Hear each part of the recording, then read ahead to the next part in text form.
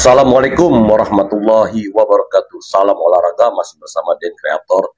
Kali ini gue pengen membahas tentang apa sih keuntungan dan akankah berhasil Patrick Kluivert, pelatih yang menggantikan STY ini, untuk berbicara banyak di kualifikasi Piala Dunia zona Asia. Apakah Indonesia akan berhasil memastikan tiket lolos ke Piala Dunia minimal peringkat kedua? Oke, kali ini gue pengen menganalisa formasi ideal yang pasti akan dipakai oleh Patrick Kluivert nanti ketika berhadapan dengan Australia. Oke, kita simak aja nih. Ya, kali ini gue ingin membahas prediksi yang akan timnas Indonesia racikan Patrick Kluivert full pemain keturunan dengan formasi 4-2-3-1. Ngeri nggak sih? Ngeri nggak? Ngeri dong, ya kan? Formasi timnas Indonesia kemungkinan bakal berubah.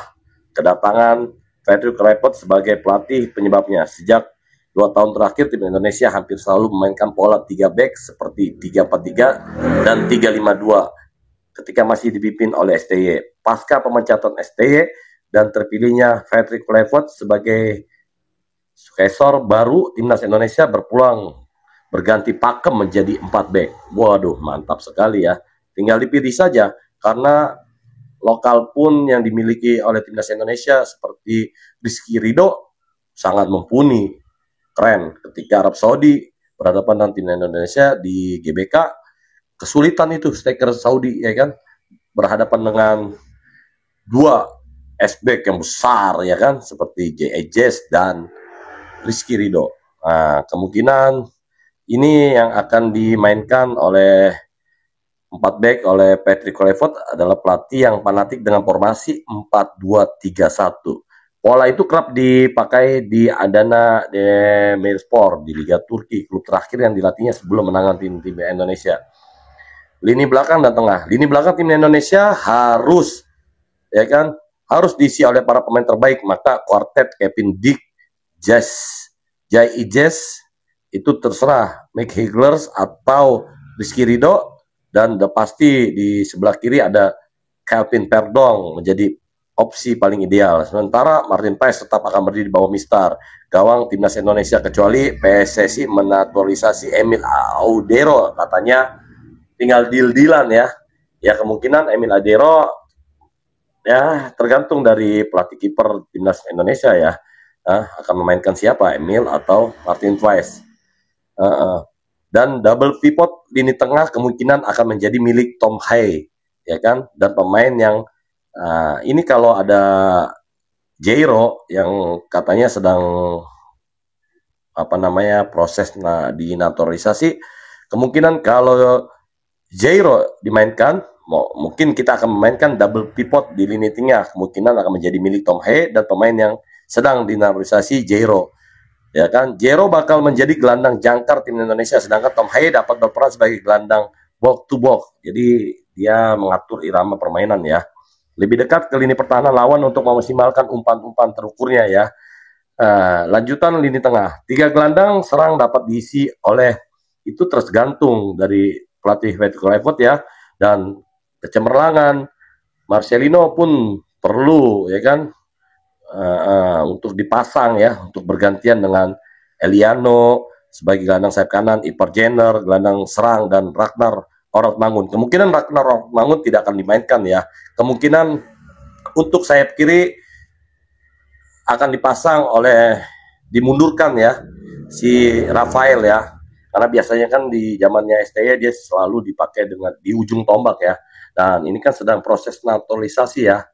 Oleh ya kan, si Oleh ini kalau sampai deal dengan Pak Erick Thohir Selaman ya, dan diambil sumpah, kemungkinan Oleh akan dijadikan ujung tombak, dan di sebelah kiri kemungkinan Rafael, ya kan, atau Rafael di tengah ada Ipar Jenner ya. Karena Ipar Jenner terkenal di zaman STY itu sebagai gelandang bertahan bisa, di gelandang serang juga bisa, ya kan. Nah, di sayap kiri ya itu yang tadi, kalau enggak Eliano atau Marcelino, ya kan. Bila tidak memuaskan masih ada Yakub Sayuri, kemungkinan Yakub Sayuri bakal dipanggil kembali ya, karena dengan spike yang tinggi ya, dengan daya jelajah yang berani juga ya. Kualitas Everton terlalu mubazir di bangku cadangan. Posisi aslinya adalah gelandang bertahan, namun di bawah Patrick Kluivert bisa saja ya disulap sebagai gelandang serang karena memiliki naluri penyerangan yang sangat tinggi ya kan. Nah, kemungkinan akan dimainkan jika proses naturalisasi tidak terhambat ya guys ya. Oke. Dan ini adalah formasi yang akan diturunkan oleh Patrick Kluivert ya, jika tidak ada pemain yang dari lokal ya yang tidak akan diturunkan ya, jika bergantian ya, jika tergantung ya kondisinya ya. Ini akan formasi yang akan dipakai ketika berhadapan dengan Australia.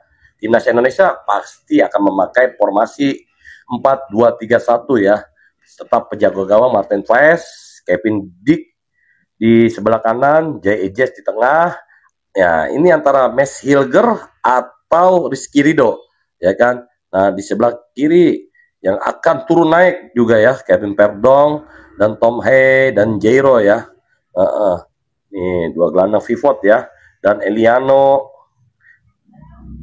Eva Jenner, dan Rafael di ujung tombak oleh Romane. Nah, jika Eliano tidak bisa dimain kurang memuaskan di mata Patrick Kluivert, kemungkinan kurang pas gitu ya karena jarang dimainkan ketika di zaman STF, bisa jadi milik Marcelino yang main cemerlang ketika berhadapan dengan Arab Saudi ya. Dan ujung tombak mudah-mudahan proses naturalisasi akan terjadi oleh Romani, dan Ragnar Orotmangun kemungkinan tidak akan main di kandang Australia. Nah, seperti apa prediksinya? Kemungkinan tim Indonesia yang saat ini masih menduduki peringkat 3 di grup C zona Asia kualifikasi Piala Dunia ya. Kemungkinan Indonesia akan melonjak ya, naik ke posisi ketiga. Jika dilihat proses naturalisasi oleh masuk ya, jadi deal, dan ada Jairo juga deal, maka kemungkinan gaya total football yang akan dimainkan oleh Patrick Kluivert ini berjalan dengan mulus, apalagi dengan formasi 4 back yang kemungkinan S-back kanan kiri ini ya, seperti Kevin Dick yang punya pengalaman dan Perdong yang punya pengalaman di Eropa, dia bisa membelikan aliran-aliran bola yang dimana akan mempermudah untuk striker yang akan mudah-mudahan bisa dinaturalisasi secepatnya oleh Rome, dan kemungkinan timnas Indonesia akan mengalahkan Australia ya guys. Kita yakin Indonesia mampu mengalahkan Australia minimal dengan angka skor 1-0 atau 2-0. Itu harga mati. Ya paling-paling ya draw itu juga ada kemungkinan ya. Tapi menurut saya kemungkinan 40% seri itu ya.